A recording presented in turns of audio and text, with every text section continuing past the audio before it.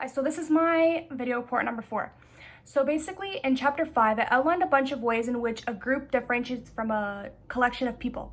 So basically those 4 ways that were outlined in the textbook were seeing themselves as a group first, sharing the same purpose, goals, or ideals, beginning to identify with one another, and interacting with, influencing, and reacting to one another.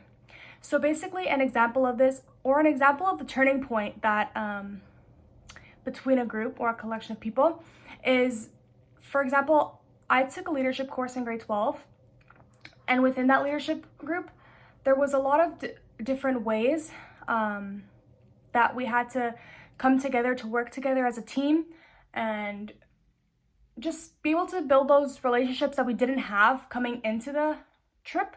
So basically on the bus, we were all like strangers, let's say.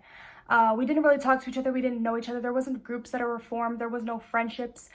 But after going on that trip, that we had to do team building exercises and, for example, try to get a plan to get somebody over a wall, and those kind of activities that brought us together as a large group and brought us together to talk to one another, is basically the turning point in which, after that trip, at the end of the semester, let's say, at the end of the semester, we were like more friends, and there was a lot of groups that were being formed, a lot of friendships, and we were able to come as a big, respectful group of students that didn't judge each other, and we were all welcoming. So being able to have that communication with each other and being able to come close with one another through activities, or let's say games, or just being able to be part of that big group, I feel like that's the turning point.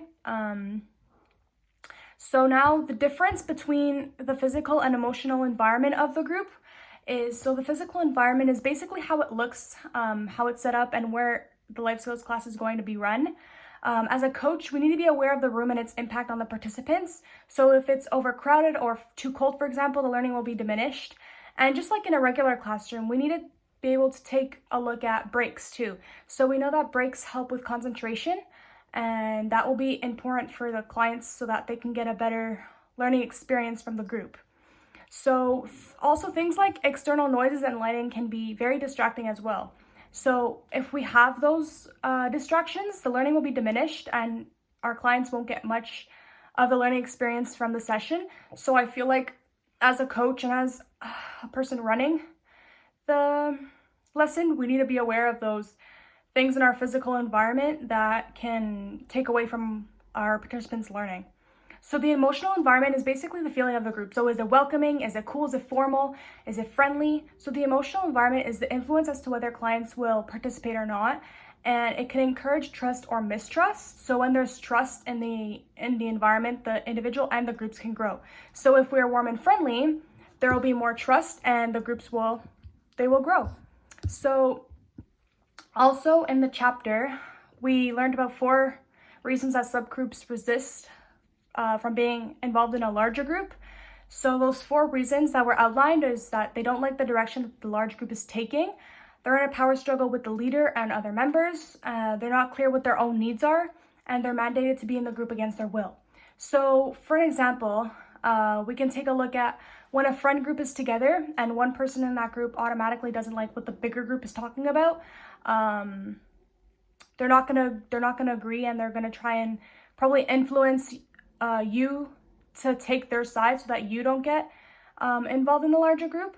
And this is the same thing as bullying, for example. So with bullying, you sometimes don't want to be in the larger group because you have a fear of getting bullied, or you have a fear of that person that's in the group that's going to bully you, and you have experience with that person, and you know that person's going to bully you, so you don't want to get involved in the larger group. So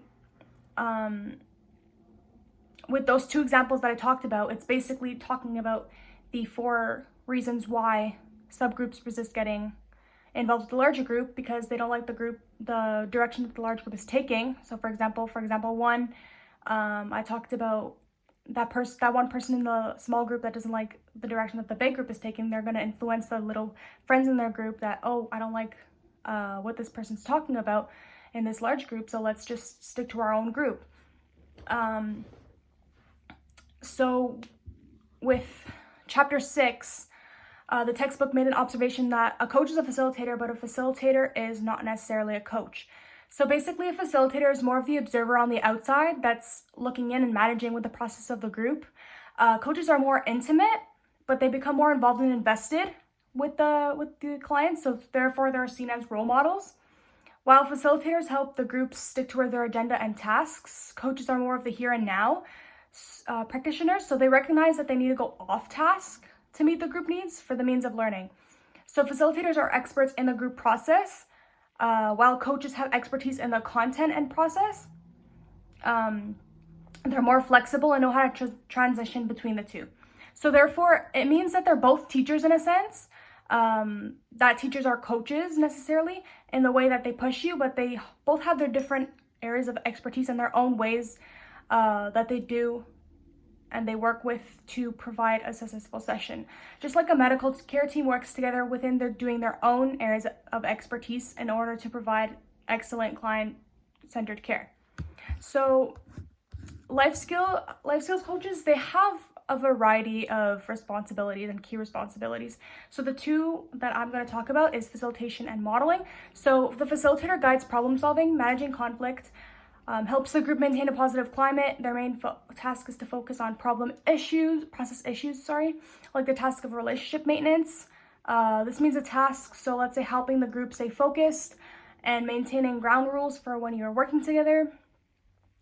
And they make sure that the group is moving and have reflection while keeping the group from being self-oriented and just basically keeping on topic.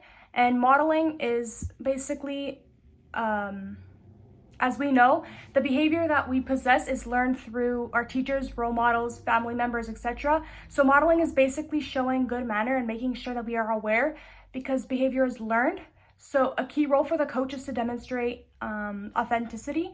So from children to adulthood, we are still learning and imitating the behavior that is being modeled. So therefore, the behavior that is modeled by others, other group members, can be an influence again for our imitative learning.